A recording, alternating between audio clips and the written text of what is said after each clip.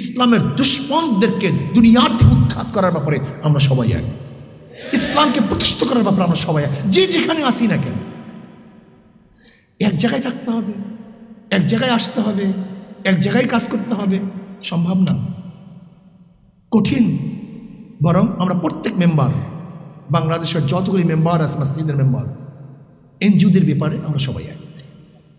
এদের ইসলাম হুকুমাত কায়েম করার ব্যাপারে আমরা সবাই এক। ইসলামের দুশ্মনদের বিরুদ্ধে আমরা সবাই এক। বর্তমান সিলেবাসের বিরুদ্ধে কথা বলার ব্যাপারে আমরা সবাই এক। এইগুলি তো ঐক্য হতে পারি, এখানে তো স্টেজের দরকার নেই। আমরা দেখব আজকে খ্রিস্টান রাষ্ট্র কায়েম করা যে ষড়যন্ত্র চলতেছে, এর বিরুদ্ধে আমরা সবাই এক। আজকে আলাদা ভূখণ্ড করার জন্য যে চক্রান্ত চলতেছে, এর ব্যাপারে আমরা সবাই এক। এখানে তো ঐক্য হতে পারি। যদি আমরা এইভাবে ঐক্য হয়ে যাই, সচেতন হই, ইনশাআল্লাহ আশা করি যে ষড়যন্ত্র এবং চক্রান্ত চলতেছে ওরা বাস্তবায়ন করতে পারবে না। বরং আমি দেখতেছি বাংলাদেশে আজকেও কালকেও ইসলামী হুকুমত হবেই হবে, ইনশাআল্লাহ হবেই হবে, ইনশাআল্লাহ, কোনো সন্দেহ নেই। এখানে যারা এসছেন নিশ্চয়ই সচেতন এবং শিক্ষিত। আমরা আলোচকদের মাধ্যমে অনেক কিছুই জেনেছি, আরো জানার অনেক কিছুই আছে। ষড়যন্ত্র চলবে, এটা তো সাধারণ কথা। আপনার শত্রু আপনার বিরুদ্ধে ষড়যন্ত্র করবে না, এটা কেমন কথা? চার্চে দেওয়ার কি আছে? আপনার প্রতিপক্ষ আপনাকে হটাবার জন্য, তাড়াবার জন্য, দুর্বল করার জন্য ষড়যন্ত্র করবে না? এটা তো করবেই, এটা স্বাভাবিক। অমাকারু অমাকার আল্লাহ, আল্লাহ খায়রুল মাকিরিন। ওরাও ষড়যন্ত্র করবে, আপনাদেরকে পদক্ষেপ গ্রহণ করতে হবে, এটাই বাস্তবতা। কিন্তু আমাদের ধারণা কি জানেন? আমরা সবসময় ভাবি আমরা সুফি মানুষ, দরবেশ মানুষ, আলেম মানুষ, আমাদের সাথে এরকম ব্যবহার কেন করতেছে, এ বেচারে কেন খারাপ ব্যবহার করতেছে, কেন আমাকে আক্রমণ করতেছে? আক্রমণ তো করবে, এইটি তো বাস্তবতা। জনাব মুহাম্মদ রাসূলুল্লাহ সাল্লাল্লাহু আলাইহি ওয়াসাল্লাম নামাজ পড়া অবস্থায় তার সের মোবারকের উপরে উটের পচা নারী ভুড়ি চাপিয়ে দেয় নাই? কই, আমাদের কথা দিচ্ছে না এখন। আমরা তো অনেক ভালো আছি এখন, আমরা তখন নামাজ পড়তেছি, ইমামতি করতেছি। ঈমান আনার কারণে আপনাকে আমাকে এখন হিজরত করতে হয় না, কিন্তু সাহাবায়ে কেরাম রাদিয়াল্লাহু আজমাইনদেরকে হিজরত করতে হয়েছে। এটা তো বাস্তবতা। অপমান সহ্য করতে হয়েছে। কারণ ষড়যন্ত্র চলবে, কিন্তু দেখার বিষয় আপনি কি করছেন, আপনি কতটুকু করছেন।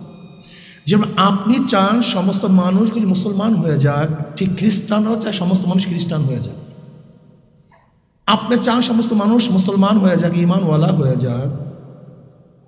তাহলে বৌদ্ধরা কি চায়, হিন্দুরা কি চায়? তারাও তো চায় সবাই হিন্দু হয়ে যাক। এটা তো বাস্তবতা।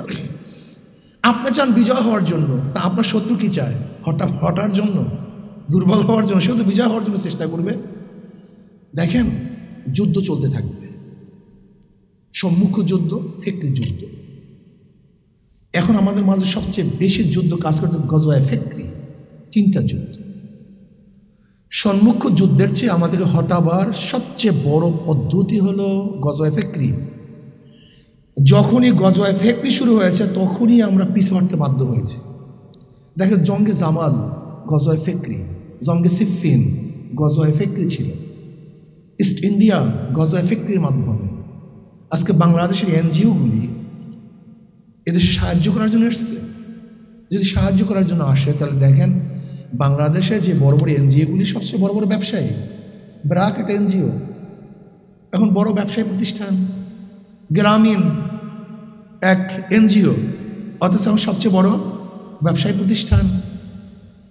এরা কি ব্যবসা করে, এরা কি খেদমত করে, একদিন চিন্তা করছেন? এরা টাকা দিয়ে সাহায্য করার জন্য আসেনি, এরা টাকা দিয়ে বাংলাদেশে বহুত ঈমান পাওয়া যায়, সেই ঈমানকে ক্রয় করার জন্য আসছে। ঈমানকে ক্রয় করার জন্য আসছে। পাওয়ার, ব্যাটারির কোনো দাম নাই, তার মধ্যে যে পাওয়ার আছে সে পাওয়ারের দাম। যদি পাওয়ার না থাকে, তাহলে ব্যাটারির এই বড় একটা বডির কোনো দাম নেই। এটা বোঝা। যদি ভিতরে চার্জ না থাকে, তাহলে ব্যাটারিটা বোঝা হয়ে যায়। ঠিক এই মানুষের মধ্যে, মুসলমানদের মধ্যে ইমানই পাওয়ার না থাকলে এটাও জাতির জন্য, দেশের জন্য বোঝা হয়ে যায়। ওরা ইমানকে ক্রয় করার জন্য আসছে, হাজার হাজার কোটি কোটি মিলিয়ন ডলার ব্যয় করতেছে। কোথায় মুসলমানদের ইমান আছে, সেই ইমানকে ক্রয় করে। আজকে এনজিওরা বিভিন্ন কৌশলে, বিভিন্ন পদ্ধতিতে তারা সরকারের উপর প্রভাব বিস্তার করে শিক্ষা অঙ্গনে ঢুকছে, অপসংস্কৃতি চালু করছে। কিন্তু আমি প্রশ্ন করতে চাই, আমাদের দেশে ওলামায়ে কেরাম কি চিন্তা করছেন? আজকে শুধু খ্রিস্টান খ্রিস্টান, কয়জন খ্রিস্টান হয়েছে, কয়জন খ্রিস্টান হচ্ছে? আর আপনি কি চিন্তা করছেন কত মুসলমান নাস্তিক হচ্ছে, কত মুসলমান ইসলাম বিদ্বেষী হচ্ছে, কত মুসলমান ইসলামের বিরুদ্ধে বিরূপ ধারণা করছে? চিন্তা করতে পারিনি। আজকে হাজারো মুসলমানদেরকে বেঈমান বানাবার জন্য সরকার এনজিওদের ভিত্তিতে যে শিক্ষা কারিকুলাম প্রচার করছে, প্রতিষ্ঠিত করছে, এই পড়াশোনা করলে একজন মুসলমান মুসলমান থাকতে পারে না। সেখানে প্রেম কিভাবে করবে, কিভাবে হাত ধরবে, কিভাবে চুমু দিবে, প্র্যাকটিক্যাল শিক্ষা দেওয়া হচ্ছে। ড্যান্স কিভাবে দিবে, মাথা কিভাবে নাড়াবে, কোমল কিভাবে ঢুলাবে, গায়ে হলুদের ড্যান্স কোন এলাকার হবে, কোন জায়গার হবে।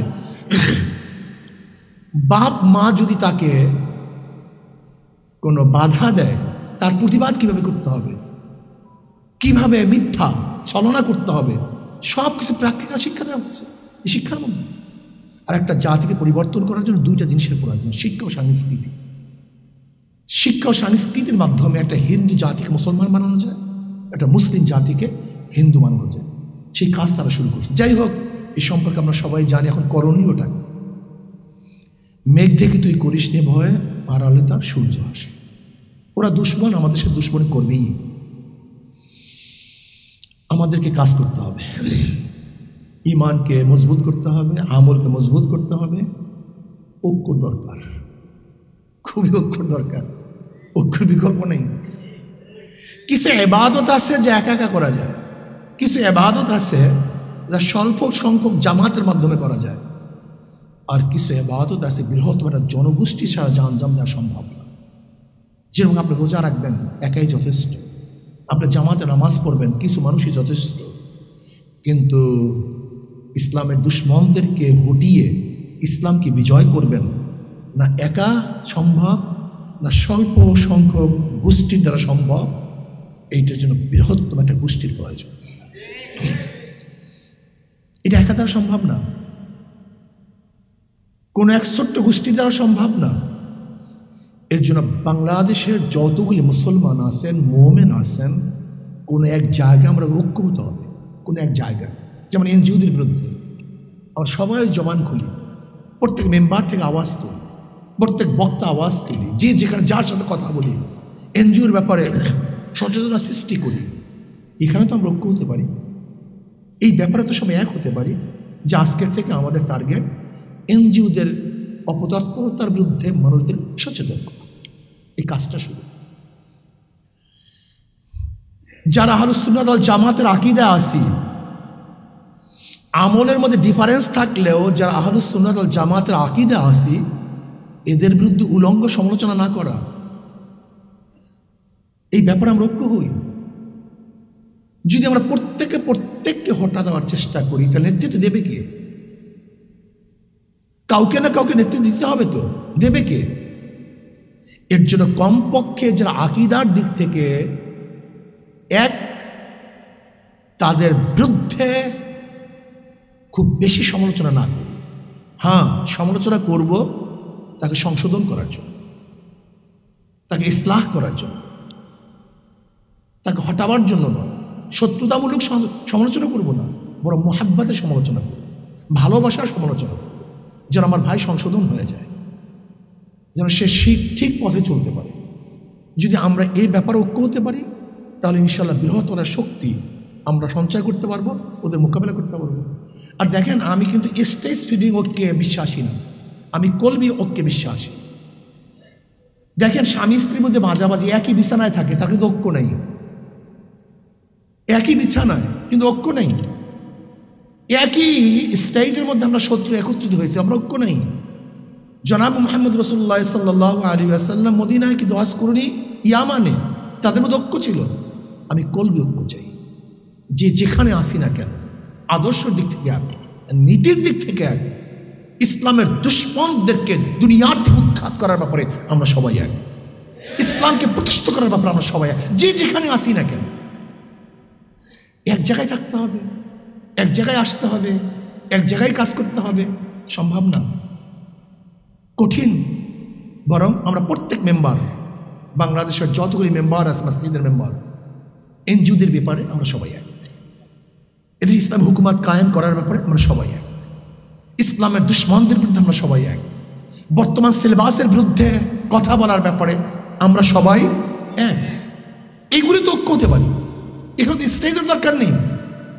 আমরা দেখব আজকে খ্রিস্টান রাষ্ট্র কায়েম করা যে ষড়যন্ত্র চলতেছে, এর বিরুদ্ধে আমরা সবাই এক।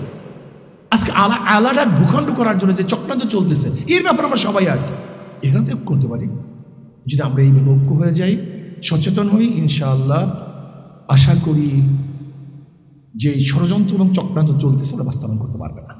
বরং আমি দেখতেছি বাংলাদেশে আজকে হোক কালকে হোক ইসলামী হুকুমত হবেই হবে, ইনশাআল্লাহ হবেই হবে, ইনশাআল্লাহ, কোনো সন্দেহ নেই। কিন্তু আমাদেরকে সচেতন হতে হবে, ফিকিরের সাথে চিন্তার সাথে কাজ করতে হবে, আবেগের সাথে বিবেকের প্রয়োজন হবে। শুধু আবেগ না, শুধু বিবেক না, আবেগও দরকার, বিবেকও দরকার। এই দুই দেশের সমন্বয় যখন কাজ করব, তো ইনশাআল্লাহ আমরা সাকসেস হব। আল্লাহ আমাদের সবাইকে এক ও ন্যাক হয়ে কাজ করার তৌফিক দান করেন। ইনশাআল্লাহ আমরা সবাই কমপক্ষে আপুসের মোহাব্বত করে, আল মুমিনু কারুজুন ওয়াহিদ, ইনশতাকা আইনু ইশতাকা কুল্লু ওয়া ইনশতাকা রাসু ইশতাকা কুল্লু। আল্লাহ আমাদের সবাইকে হাদিসের আমল করার তৌফিক দান করেন। ওমা আলাইনা ইল্লাল বালাগ। আসসালামু আলাইকুম ওয়া রাহমাতুল্লাহি ওয়া বারাকাতুহু।